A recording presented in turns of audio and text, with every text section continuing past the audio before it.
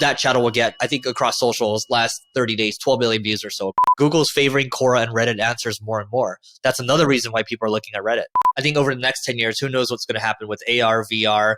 I think behaviors are going to change quite a bit. And then you add in like something like a Neuralink, like a brain interface, where you can think things out.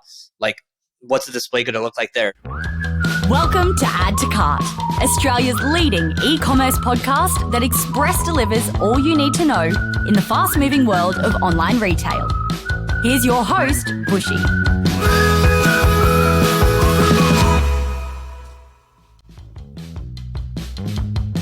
Welcome to another episode of Add to Cart. I'm Bushy and I'm joining you from the land of the terrible people, otherwise known as Brisbane, Australia. On Add to Cart, we welcome everyone to share and listen to e-commerce stories. The more diverse, the better.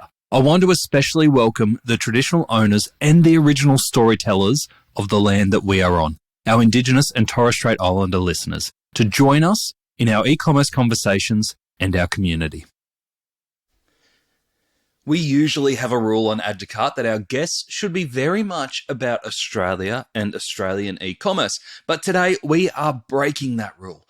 Quite the rebels breaking our own rules, but it is with good reason. My guest today is Eric Su. He is the founder of growth marketing agency Single Grain, based in San Francisco.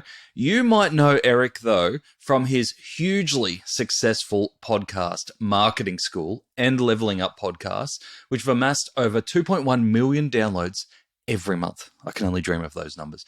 Eric's podcast with Neil Patel was actually one of the podcasts that first got me hooked in marketing and business podcasts, and they've just done such an amazing job over a long time. So I was really excited, a little bit fanboyish, to get to have a chat with Eric on my podcast.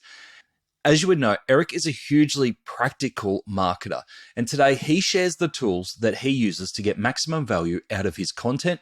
He also tells us the channels which he sees as the ones to watch.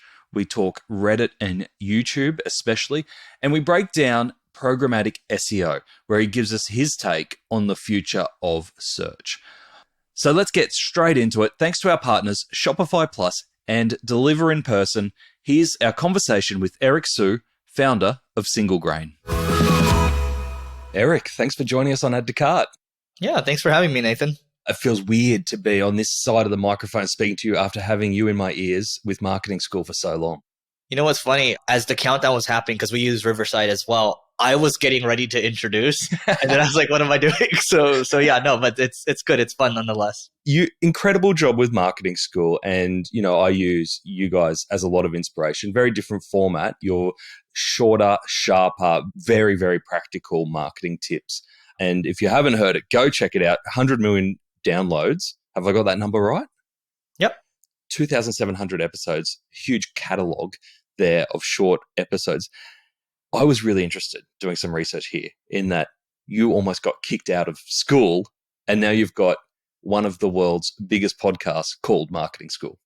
Yeah, the irony of it. So yeah, I almost got kicked out of high school because I didn't want to go to this one required class. It was a technicality. And then I almost got kicked out of college because I played too much poker and World of Warcraft. So that one was much more serious, but yeah.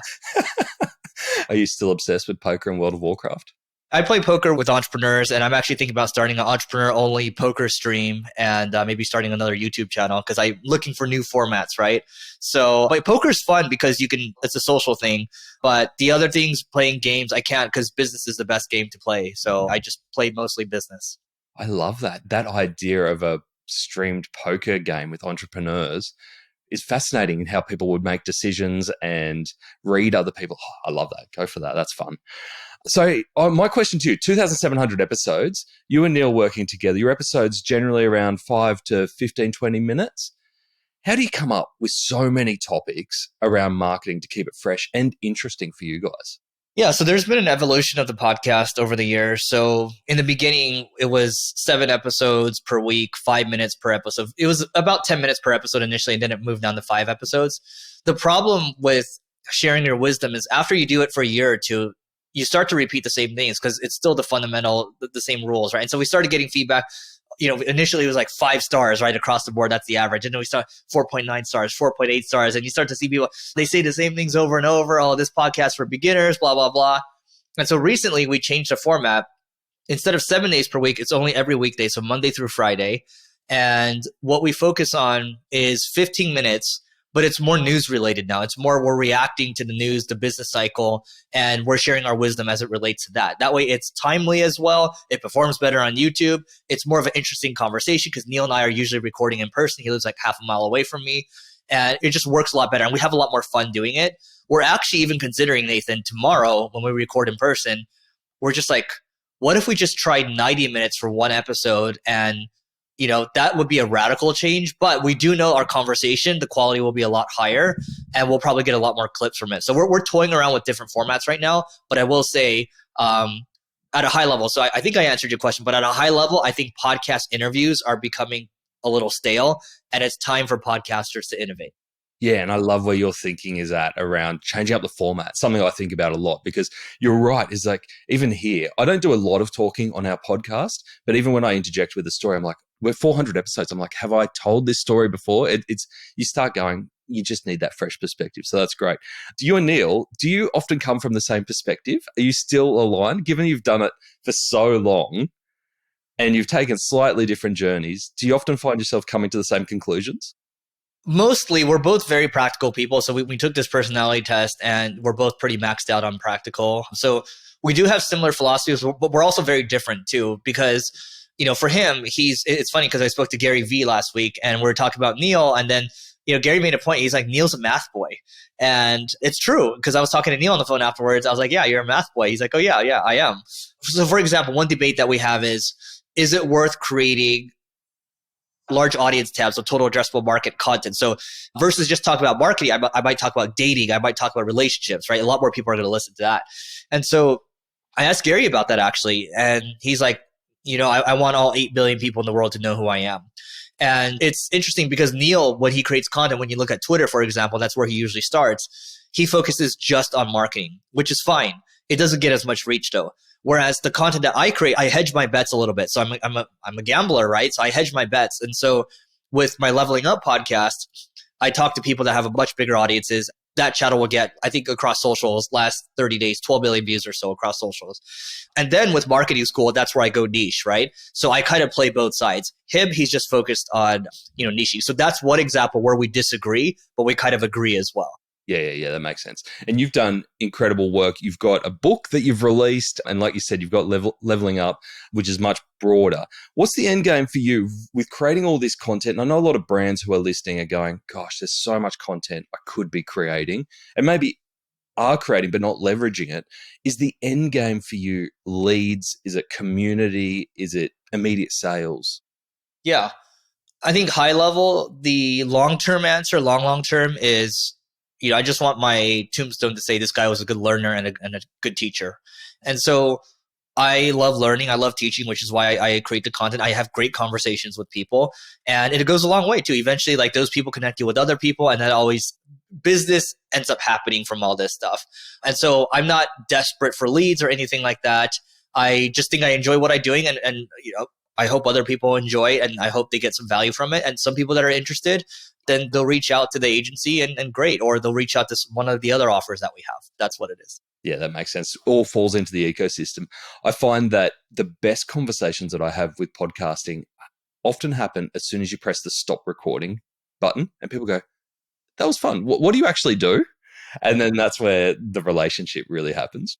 Yeah. The problem with the interview podcast is sometimes if you have someone really busy, let's use like a Gary, for example, actually. So he's on the go, right? So it's like, how do you actually develop that relationship on podcasts? And that's why I say the interviews are getting stale versus imagine if you were chopping it up with ideas with the other person, you actually get to know the other person, right? So, but you are right. Like if they do have time, then you do get to actually build a relationship. How was your last e-commerce delivery experience? Did your order arrive on time and undamaged, or did it fail to fulfill expectations? If you are a high-value brand, just think about the low-value experiences in the last mile affecting your reputation. Delivered in full on time, or DIFOT if you're in a hurry, is a metric that matters for retailers and customers. Why? Because it shows whether deliveries are happening reliably and on time. Many Aussie retailers are settling for 70 to 80% DIFOT scores and dealing with a lot of unhappy customers. However, After partnering with Deliver In Person, experience-driven brands like Samsonite, The Party People, and July see a consistent 99.6% DIFOT score. Don't settle for less. Make your last mile experience the first thing that customers remember. Learn more at deliverinperson.com. So with all this content out there, you've obviously got the pods, plus you've got 130,000 YouTube followers, 56,000 Instagram followers. What are the techniques that you do to ensure that you get maximum value out of the content you create? Are there any tools that you use to distribute that content efficiently? Yeah, so we've tried a lot of these different tools. Like we've tried Opus.pro to chop up, you take this long form and they'll find the different moments. You could certainly use that, but we've just found that still a human in the loop, a human editor with guidance is at this moment a lot better than any AI system. I think that will change in a couple of years. And in terms of, I'll give you one tool actually. We use a tool called Metric Cool. So it's Metric Cool. And we were looking for a cheaper version of social media reporting software. So we're paying like $400 a month for the last one or $500 a month. It's just too much. This one's very cheap and it's a good way for us to measure how we're doing on social. And now we have a better sense of where we're going and what we should be optimizing. Yeah, okay. And it was interesting that you mentioned there about AI for video editing. Do you use AI in your content production process at all? We do. So with marketing school, so we do use Riverside, and every time I use Riverside, it pains me because I passed on investing, but that's an insufferable story. But anyway. It is incredible the amount of new features that drop every time that you log into it. The team there are crazy fast. It's great. I mean, Israeli team, they're hardcore. That's why I love. Some of my best friends are Israelis. But anyway, so Riverside gives you an AI transcription, which is awesome. And then our process right now is we take that transcription and we load it into you can use a chat GPT, for example, and you can just say, hey, take this transcript and make it into a blog post and have subheaders and create a catchy headline. And it actually does a pretty good job with it. We'll run it through a duplicate content checker. You can use like Hugging Face or something like that. And then the human will basically take that blog post, fact check it, add context, add links, and add statistics, and then it'll make it into a blog post. And we find that performs a lot better than a purely AI generated piece. We do AI as well, just pure AI, like programmatic SEO. But I would say we call that AI assisted content, the marketing school example. So that's a really good example that also works with SEO too. And then programmatic SEO, I'm happy to talk about whenever you want to talk about that too. Yeah, let's get into that. But before we do, I want to go back to what you mentioned with Hugging Face. I haven't used that tool. Is that a tool that you use to put all your AI-generated content through to make sure it's not duplicated and that Google will see it as unique? Yeah, that's what I use. And there's a lot of duplicate content checkers. The Hugging Face one, by the way, it's a GPT-2 output detector. So we're on GPT-4 right now, and 5 is probably coming really soon. So we feel like it's already pretty unique because it's taking from a transcript and it's making it into a blog post. So we're like, good. We just want to have another check. And usually what I'll show you at the bottom is how real the post is. And usually it's like 96% plus real. One thing I'm playing around with at the moment is taking all the transcripts from the episodes that we've had and putting them all into GPT, like you said, but then creating our own e-commerce chatbot where it can spit out advice from all the different types of guests that we had around any kind of topic. Once you start bringing that together from a learning perspective, it becomes so powerful. Totally. Yeah. I think, tutors are going to get a lot cheaper, and then people are going to like certain creators, certain teachers, and those teachers will do really well. Yeah, absolutely. So you mentioned programmatic SEO there. Google came out with their new update, I think it was last week. It was pretty clear that they were cracking down on duplicate and low quality content. Reading between the lines, it was AI content. We're also searching very differently these days. Like Google is obviously still number one in terms of the go-to for search, but we're seeing TikTok, for example, come to become a go-to. We're seeing Amazon as a go-to for search. So it's it's spreading out further than Google. What do you think SEO will look like in 5 years' time?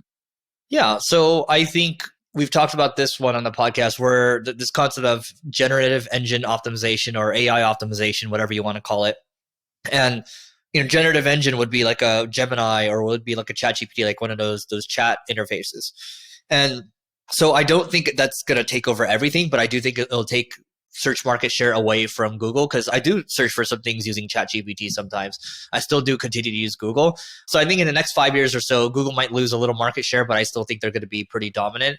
I think over the next 10 years, who knows what's going to happen with AR, VR. I think behaviors are going to change quite a bit. And then you add in like something like a neural link, like a brain interface, where you can think things out, like what's the display going to look like there? So I think that's all up in the air right now, but that's a good opportunity for people that are willing to adapt. Do you think Neuralink is one of those ideas that seems far-fetched now, but is actually achievable in 5 years? Oh, totally. It's already working. I mean, the guy can play games, he can play chess, he can play other things, he can type things out. And so it's clear that it's working already. And I do, love or hate Elon. I think what he says makes a lot of sense. It's computers are just going to be way smarter than human beings in the next couple of years. And Ray Kurzweil said, the futurist, said 2029. Elon actually thinks it's going to be sooner than that. And yeah, our compute in a human mind isn't as much as like a computer, right? And so, even Sam Altman from OpenAI is like, compute's going to be the main thing everyone's fighting for in the near future. Amazing. I just want to go back to Google there. And there's been lots of talk around, the Google we know and love, the single search bar. That's obviously not going to be around forever. And there's probably coming up to a big decision point for Google. And that will go towards more of a GPT style response with Google owning the output. How far off do you reckon that is before brands have to really think about the way we're investing in SEO today and SEM is going to be totally different? The rules that we've played by for so long are not going to be played by anymore. I think in the next 3 to 5 years max. So I was having dinner with the CEO of BrightEdge, which is an enterprise SEO software, last week. And he shared some data and he said, look, from what they're seeing, if you want to optimize for SGA, which is search generative experience, which is kind of like a little chat interface that pops out when you're searching for things, it's a lot of long tail keywords that people have to optimize for. And so I think the near future, people are going to be optimizing for long tail queries, and even more so than today. And that's already a pretty significant shift. So we'll see what happens. Amazing. It's going to kind of uproot everything that we know around search marketing. You mentioned programmatic SEO. What did you mean by that? Yeah, so programmatic SEO is the easy way to think about this is when you think about TripAdvisor, they create a lot of these pages programmatically. Fun things to do in Rome, things to eat in Japan, fun attractions in Tokyo. And they have millions of permutations of these keywords. And they rank for 24 million keywords and they drive over 100 million visitors per month from SEO alone. And it's because they have all these pages that are programmatically generated. They've been doing this for decades. It's nothing new. But with OpenAI's API, this is now available to people like you and me. And so for example, what would we want to rank for? So it could be permutations of consultancies, agencies, whatever it is exactly. Or, if you are a national laundromat chain, you might want to rank for a lot of laundromat plus city keywords, right? And that opens up a lot of opportunity for people that have strong websites. So when I say strong website, that means your domain authority or domain rating scored on a scale of 1 to 100, it's probably greater than 75 or so. And I'm generalizing here. But the stronger your website, the more likely it is that whatever you publish is going to tend to rank well. And you don't need to worry as much about being penalized or having your site torched. That Google update that happened 2-3 weeks ago, it destroyed a lot of black hat SEO influencers that were bragging about their results on YouTube and on Twitter. And they had it coming because all they were doing was spamming. They weren't adding any value to the internet. And even the people that got their sites de-indexed where it was completely legit content, someone did an analysis a couple days ago, and she said basically, she was like, look, even the sites that got hit that were legit, they deserve to get hit because the content wasn't that helpful. And so as long as you're producing helpful content, even if it's through AI, then that's fine. I think you only really need to worry if you're doing something, and if there's any inkling of it feeling sketchy, then you should probably not do it. And if you were putting humans on top of that AI for programmatic SEO, because you obviously still need to invest some time to either train the GPT or correct it at the end, where would you invest your time? Yeah, we're constantly fine-tuning it and we're always adjusting, and certain pages have different templates, so we need to adjust the prompts for those. And what I would say is when we're launching a brand new page type, we would QA maybe by hand, maybe the first 25 to 50 just to make sure that they look good. And then we built something internally that allows us to scan pages at scale. So if we're putting out hundreds or thousands of pages for ourselves or for clients, we'll add in a quality score. And then the quality score will tell us if we should delete the page or not. And also, we'll be looking at the page. If after 30 to 60 days or so, that page is getting zero traffic, we automatically just delete the page. Yeah, okay. All right. So it's got you got to still see engagement with your audience to make sure it's viable. Do you think from an SEO perspective, given that content will be easier to create, will the technical side of SEO play a more important role or a less important role? Things like site speed, tags, all that sort of stuff that SEO was kind of built on 10 years ago. Is that still going to be important going forward? As long as websites are relevant, I think it'll still be relevant because they just want to, whatever is the medium, they want to make sure it's a good experience for users at the end of the day. Now, if it does change to AR, VR, then yeah, all bets are off because everything moves over from websites to a new medium. And so I think websites will be around for a while. I mean, they've held their course, ever since the internet first came out. And it feels like video is, well, we know video is more and more popular, especially as a search tool. People going there for information, learning, obviously YouTube, TikTok, the rest. Do you have any tips around SEO for video in particular? Yeah, totally. Well, I'm going to switch over to YouTube because that's where my brain's at. YouTube's the second largest search engine in the world. It's a completely different game. Instead of focusing on optimizing for keywords, you can focus on keywords, but a lot of people are optimizing for intrigue, right? Because if you have a really good video, it's going to take off. YouTube now is much more about the interest graph versus the social graph. And what I mean by that is the social graph used to be based on the number of followers that you have. Now your number of subscribers doesn't even matter. When I look at my YouTube channel and I look at someone else's that might have over 1 million subs, I have 130,000, but I'm getting millions of views a month. And then they're getting maybe 50,000 or something like that because they haven't been active. It's not like they're bad or anything. And so what that means is you have to make really good videos. And this is why Mr. Beast talks about making the best video all the time, right? So what matters is your thumbnail and your headline because you got to hook them in. Your click-through rate matters a lot. So maybe you're aiming for a 7 to 10% click-through rate. That's a pretty good click-through rate. And you're constantly testing, you're A/B testing your headlines, your thumbnails all the time, right? If it doesn't do well in the first hour. So there's a game to that. And then the other thing, like for this interview podcast, for example, if the first 30 seconds is boring, the 30-second retention rate, the video is not going to do that well because you're dropping off too many people. So you have to do a good job of having a really good introduction. And that's what we do for our long form podcasts. So there's just a lot of nuances there that I would say. And then, sure, do your tags matter? Not that much. I've seen channels that there's one channel that has one video, I believe, and that video has 12 million views. It's because the video was really well done. And so that's how you can think about YouTube at the end of the day. And obviously, if a SERP has a YouTube video on it, I believe the click-through rate for that video, I think Neil gave me these numbers last week, is about 61% or something like that. Wow, that's huge. The thumbnail thing is really interesting on YouTube because I've seen a lot come out about that most recently. Obviously, the Mr. Beast, he just did an article where he kind of unveiled his process behind how many thumbnails he creates. And also Stephen Bartlett, I read the Diary of a CEO, and he talked about their team creating hundreds of thumbnails per video to test. It's a huge focus for great YouTube audiences. Yeah, I think YouTube's the biggest opportunity for the next 10 years or so. So yeah, go on YouTube. Amazing. Now, we've talked a lot about content in the podcast you're creating. You own an agency called Single Grain, and I'm very keen to hear more about that. What was interesting to me when I was doing my research is that you bought Single Grain for $2. How did that come about? Yeah, so the original founder decided that it was, his time was, he wanted to move on from the agency. And I think this is all the way back in 2014. And I said, hey, why don't I give it a shot? And at the time, SEO was gotten a lot harder because of Penguin and Panda. And I still wanted to give it a shot because my logic was if I can turn around this company, I feel like I can do anything. It's going to be a nice MBA at worst, or it's going to be unlimited upside at best. And so the way we negotiated a deal was because everything was on the downward trend. The original founder doesn't like what did I say this, but it is true in my view. We still talk, right?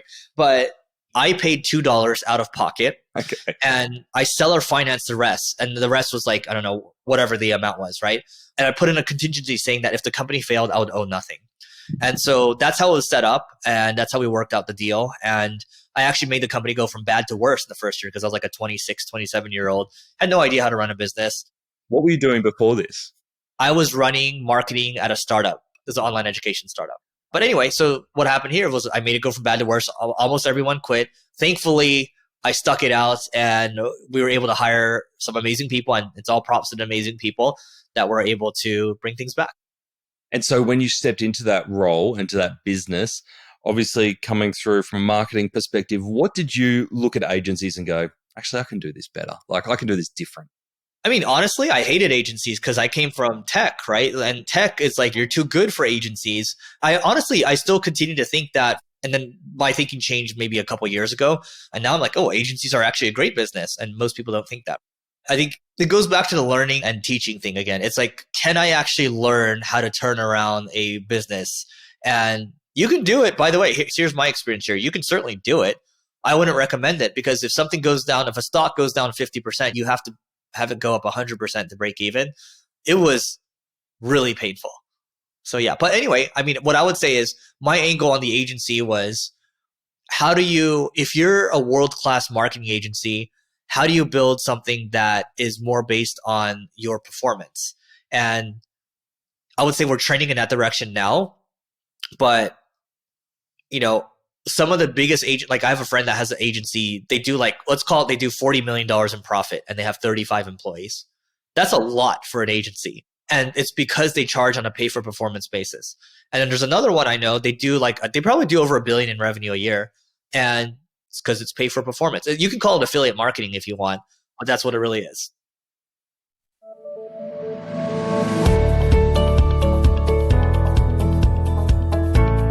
One of my core childhood memories was buying my first TIAC Discman. I freaking loved that thing. That is, until all my friends got the Sony Discman, then my old Skipman, well, it didn't seem so cool. And so it is with e-commerce platforms. Did you know that well over 100,000 Australian businesses are now on Shopify and they power over 25% of all e-commerce here? All the cool kids are there too. JB Hi-Fi, High Smile, Tiger Lily, LSKD, Patagonia, Princess Polly, July Age, Culture Kings. They've got Shopify Plus and it's easy to see why. The Shopify Plus checkout converts 36% better than other checkouts. It's customizable. It has D2C and B2B capability. It has international expansion stores, and that's just the start. Don't settle for a platform that skips. Check out shopify.com/au/plus and get in touch with the Aussie Shopify Plus team to see how Shopify Plus can power your business without missing a beat. The traditional agency model, if I'm skeptical, bring in your senior hitters. You have a handful of senior hitters and a whole bunch of junior team members to do the work. Do you see that changing? Do you see that evolving? Yeah, I actually tweeted this the other day. I think the agencies of the future are going to be wildly different, meaning that in America, at least, if your agency does $100,000 to $200,000 revenue per employee per year, $100,000 to $200,000, that's considered pretty good. And I think it's going to go up to $1 million to $2 million plus at least, right? I think it's going to go potentially higher than that. And so what I mean is, the way I see it is the best agencies out there that might be working on charging on a usage model or performance-based model, they're not going to need that many people. And they don't need that many clients either. And they can do really well. Imagine if you're driving 1,000 leads to a customer per month, and they'll pay you $1,000 per meeting, that qualified meeting that you send to them. That's already $1 million per month on one client, and that could scale up and down, right? And so I see a lot of people utilizing AI to build these customer acquisition systems or platforms, and you just work with the best of the best. And unfortunately, the people that are B and C players, they get eliminated, and they're going to either have to find something else to do, or I think there's going to be some form of universal basic income, and that probably frees up time for them to do what they want. Yeah, that makes total sense. We've got a lot of people listening to this that I know are specialists in their area, especially in e-commerce, and they might be toying with the idea of going out and consulting or being in an agency, but have that hesitation of, oh God, I'm not in the top 1%. I'm not that innovator. I'm not that person who can crack every code. How much of your time do you think you spend with your clients doing the foundational and the basic work to get, the foundations right versus doing the really innovative, pointy end work? Yeah, so our mission as an agency is to be the most innovative marketing company in the world. That's very aspirational. The most innovative marketing company in the world that drives customers. The last part is very important. And so we do try to push innovation. Our whole thing is if you guys are coming to us with ideas, you probably should fire us. So we do push them there. And the other thing is, but there's a lot of blocking and tackling. There's a lot of foundational work that needs to be done. And so what we do when we meet with these clients every 2 weeks or so is there's a running document that shows the main key performance indicator front and center. And it says if we're on track or off track. It's red, yellow, green light, right? And if it's green, great. Yellow, okay, we should talk about it. Red, definitely should talk about it. And if it's yellow or red 3 weeks in a row or 3 meetings in a row, we know there's a real problem. That way, we know internally there's no sandbagging that can happen. There's a running history that's happening and there's a scoreboard right there. That is what helps us do really good foundational work, the blocking and tackling stuff, and also it creates a layer of accountability. And are those metrics, are they unique for each client, or do you have a standard marketing benchmark that you look towards? It's unique to each client because, it might be different B2C or like an e-commerce client. So I would say like B2B, usually they're looking at MRR, but, from a marketing standpoint, they're looking at MQLs generated. So it's stuff like that. Can you explain for our listeners MRR versus MQL? Totally. So MRR means monthly recurring revenue. So when you're running a SaaS business, you want that revenue you want it to compound, because if you have people paying you $30 a month and you have 1 million of them, then it adds up very quickly, right? And so you're looking at your MRR. And then, a layer below that is how can marketing affect that MRR growth? Well, it's by driving more MQLs, which is more marketing qualified leads. That's what it is. Yeah, makes sense. So you work across B2B and B2C clients. Are there any trends that you're seeing? And this is a question from our community. Alan O'Donnell actually put it through in our Slack channel yesterday when I said that I was interviewing you. And he asked, are there any trends or changes that you're seeing this year where digital strategies are driving the highest ROI for brands that you work with? So are there any emerging channels that you're seeing really exceptional ROI results with? Yeah. Okay. Well, I'll tell you the question, emerging piece. I'll give you the emerging thing piece. I don't know about the ROI, but we are getting a lot more requests for people looking for Reddit management. So Reddit community management, also for YouTube organic management, that's ramping up quite a bit as well. And so we see where the puck is going. There's also people asking for LinkedIn stuff or Discord management, things like that. There's a lot of community management popping up. There's a lot of YouTube popping up. So people know where the attention is going and they're trying to diversify. And so, I can say when it's hard to paint an ROI on any of these things that I'm talking about right now, but people know that's where it's going. And that's the other thing. Here's another trend I would say.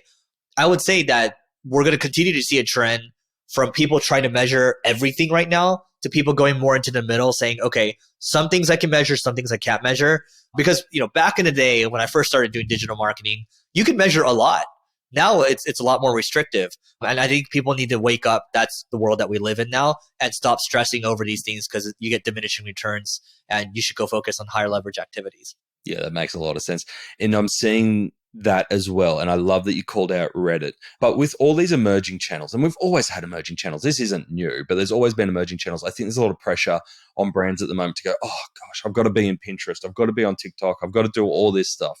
What's your advice to your clients? Do you go, actually just pick a couple of those channels and do them really well? Or do you like to spread yourself over as many as you can? Yeah, I think spreading yourself over, some people really like that. That's just how their personality is. My personality certainly like that as well. But I've just learned over the years with business or marketing, it's better to just stay focused, especially when you're really resource constrained, because entrepreneurship or business is really a resource allocation game. And so if it's about resource allocation, well, then you can't spread yourself thin, because how are you going to do everything well? So usually if people are going to start creating content, the question is, well, number one, where is your audience hanging out? Number two, what type of content are you actually good at? Then focus on that and then just keep doing it. It's going to probably take 2 to 3 years to get something going. And that's where most people give up, because they're not willing to wait 2 to 3 years, and they're not willing to be embarrassed. So that's what I would say. It's focus on one, nail it, and then you can scale it across different channels. I'm interested to hear more about your Reddit experience, because I've been following them in the last few months, obviously, as they've geared up for IPO and then gone public. They've changed a lot of their advertising offering, including some offerings where you can actually post and it is tiny, tiny, tiny. It says promoted, but it actually looks like an organic post. What's the approach that you like to take with Reddit and joining those communities? Do you go through with organic content? Are you paying for it? How, that line between authentic and paid presence? So we don't do any paid Reddit right now, not to my knowledge, but we do more organic. So for example, we had let's just say like an Airbnb, Zillow competitor. They're looking to just be part of the conversation whenever someone's talking about housing. So that's an example. Yeah, great. And this, I think, is such a rich territory, especially with eyeballs. I knew I reached it the other day when sitting on the couch with my wife and we were searching something and she went straight to Reddit. And I'm like, I've been on Reddit for years. When did you join Reddit? Yeah, I mean, I was using Reddit yesterday. I told you the zero sleep thing. It's like, okay, how do we solve this, right? But yeah, here's the other thing. I mean, Google's favoring Quora and Reddit answers more and more. That's another reason why people are looking at Reddit. Yeah, absolutely. And obviously TikTok, we're not going to dive into TikTok, but changes coming up around TikTok with legal, political ramifications. What's your stance on TikTok for your clients? Are you still bullish on it or are you kind of holding back on it? I think with TikTok, it's a little shaky, but the way I see it is continue to utilize TikTok shops, continue to utilize TikTok organic, even paid as well. It works. I mean, it's still around right now, so why not use it? And the other thing is, obviously, if you're posting to TikTok, you're posting to YouTube Shorts, you're posting to Instagram Reels as well. And so it's not like you're losing everything. The attention will probably get redistributed to the others. And so I think milk it while you can right now, but not too bullish on it in the long term. Yeah, okay, that's interesting. So I'm interested to hear more about you. Obviously, you've got marketing school podcasts, you've got your own book, you've got the agency. What's your end goal as an entrepreneur? Like, where are you heading? So I'm going to give you the boring answer. I mean, I'm in a group called YPO, and we had a dinner a couple weeks ago, and one of the questions, the prompt, it was like a Jeffersonian dinner, and one of the prompts was about, what do you see yourself doing when you're old, like 100 years old? And when it came over to me, I just said, I feel like I'm kind of doing it right now. And there's, I could hear some chuckles. And the reality is it goes back to learning and teaching. Like I am actively learning and teaching right now. With marketing school, with the Leveling Up podcast, even coaching people on the team or experience sharing, or throwing events or speaking at local colleges over here, like USC. I feel like I'm doing it. And I just want to continue to do that. And as long as I'm doing that, I'm having fun, which is, that's what I enjoy doing. And that's where I get energy. Like when I watch TV, sure, I enjoy some of the shows. Like Shogun's a great show right now. I don't know if it's over. Yeah, it's over there in Australia. Yes. Yeah. I think we're up to episode 6 right now. Oh, yes. 7's out. So, get ready for that. But point is, I enjoy it, but I enjoy watching these. I'm watching the movie. I've never seen Casino before. And I'm like, this is a damn good movie. But I feel kind of like almost sad after I watch these. I'm like, man, I could have created so much more. So that's how I see it. It's just learning and teaching. And part of learning and teaching is actually doing stuff too. So. And the best way to learn is by teaching a lot of the time. And what I'll say is to build something generational. And what I've realized is as I get older is it's not 1 year. It's not 3 years. It's not 5 years. It's not even 10 years. It might be 20 to 30 years. And then you can compound it into something that is doing great. But, it's like, okay, well, Eric, why even try to go for something that's like a $1 billion valuation? It's like, well, because it's fun. And yeah, that's it. I'm getting a feeling that the theme here is, find something that you're passionate about, that you're curious about, but then kind of double down on it and stick to it and give it time to mature, to make mistakes. Don't just throw it away after 3 months if you're still passionate about it. Yeah, 50% of the game is just to keep going. In fact, as I say that, I'm like, there was literally a Steve Jobs quote. It's like a lot of it's just sheer perseverance. It's sheer focus and sheer persistence over a long period of time. And then you'll get everything that you want. It's just most people can't do it. It's hard. Yeah, it is hard. And I think too, it depends on the medium you're in. But, in podcasting especially, you sit here in a room, talk into a computer, and then you put it out into the world and you get some stats, but they're pretty rubbish stats. And you go, oh God, I hope that's landed. And it's not until you kind of have a few interactions and you're at conferences and all that sort of stuff, people are like, I heard that interview or I connected with this person after you had that chat. And you're like, it's actually all kind of coming together. It is. And it takes a long time to get there. It's first podcast. I started Leveling Up 11 years ago. First podcast, only 9 downloads a day for the first year. You would think I would have given up by then. And in the second year, 30 downloads a day. You would think I would have given up by then. But then, no, you just keep going. And by the way, if I based it on the downloads, I would have quit. But I based it on the learnings instead. And so that's a hack. If those of you that want to grow an audience, and if you're doing podcasts, just aim for the learnings. That's exactly why I started this, because I left my corporate job, went out as a consultant, and then my first consultancy job wanted me in their business 4 days a week. And I had that problem. I was like, well, if I am in this business, I've essentially bought myself a job and I'm not going to be doing all the learning that I want to do. What's a great way to learn and stay connected? Speak to people every week on a podcast. So yeah, you can't get too hung up on stats if that's your end goal. Last question I've got for you. Where do you go to learn? Because I could imagine that you being so curious and ahead of the game, that you need sources, and you've already mentioned some of the connections that you've got. And I can imagine you learn a lot through that network. But where do you go to learn and stay cutting edge in marketing, but also all the other areas you're interested in? Yeah, so I would say, and I don't call it X, I just call it Twitter. Twitter's been a great source, and that's often where I come up with a lot of topics for marketing school, because it's more marketing news that we're reacting to. So I would say Twitter's great. You just got to make sure you curate your feed really well. There's just random stats that you'll see. Like I saw one today from a venture capitalist sharing that, his average blog time, from maybe 10 years ago was maybe, a minute and 30 seconds, and it decreased to like a minute. And now it's like 45 seconds. Now it's 33 seconds or so. I was like, these are good stats. This is something that's good to react to. So I would say Twitter for sure. Not any books, because by the time a book is published, it's generally outdated when it comes to marketing. Maybe some, Ogilvy on advertising or something, just to get the principles. And other than that, I don't listen to marketing podcasts anymore. I just focus on business podcasts. And I think, I talk about the group that I'm in, but also forming your own little groups too. We do these founder retreats, and, we get marketing minded founders to come, and we share a lot of information with each other. And this is stuff that you just wouldn't share on socials. So that's a nice hack. That's all great sources. Thank you, Eric. So wrapping up, you've got a lot of things on the go at the moment. What's next for yourself and Single Grain? What's your focus for the next 12 months? What are you doubling down on? Yeah. So for me, I'm focused on the agency. If you asked me 3-4 years ago, I would have said, I have, these 3, 4, 5 other things going on. So it really is just the agency. It's continuing to create content. It's really anything that feeds the agency. That's what we're working on. We're building solutions, products for ourselves, and we're dog feeding it to ourselves first before we think about maybe productizing it and building that usage-based or performance-based model for the future. So yeah, it's just focused on that. And it's been a nice boon to just feel locked in and not feel like I'm all over the place. So that would be my key takeaway for everyone. Focus. I love it. Any Australian clients on the cards or trips to Australia? Not on the cards. I don't think I've been to Australia for like 4 or 5 years or so, but we did have a client in Australia called SiteMinder. I remember that. So. Oh yeah. Okay. All right. Well, we'll see what happens. Eric, thank you so much for joining us on Add to Cart. Thanks for having me, Nathan.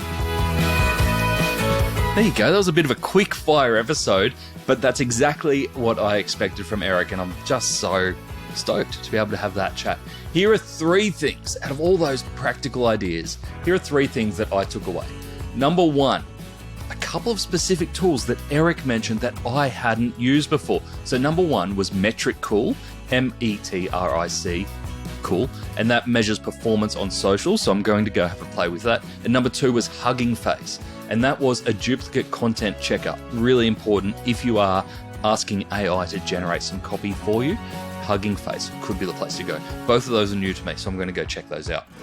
Number 2, focus. Even though Eric has hundreds of podcasts talking over thousands of topics, his advice is don't spread yourself too thin. No one has endless resources, and so you need to work out where your audience are hanging out and start there. When you've nailed that, you can scale across different channels. That was really interesting from Eric, because he seems to be the kind of person who gets excited about everything, but it's good to know from his perspective, when it comes to his business, he tries to master a couple of channels first before expanding out. And number 3, form your own groups to connect and share ideas. Eric mentioned founder retreats that he attends, and also Jefferson dinners, which involve 8 to 14 guests, food, and a topic picked by the host.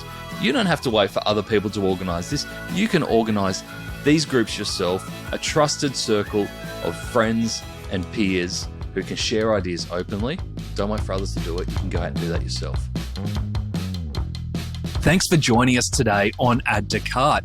To listen to all our e-commerce conversations, now in the hundreds, you can head on over to addtocart.com.au. There, you can also join up to our free private Slack community to share e-commerce ideas, tips, and questions with other listeners. You can also subscribe to the Add to Cart weekly newsletter and browse some of the video highlights from our chats. There is a lot there. That's addtocart.com.au. And if I can ask you one thing before you go, if you enjoyed today's episode, make sure you share it with a friend or a colleague who could benefit, or leave us a review. It really makes a difference.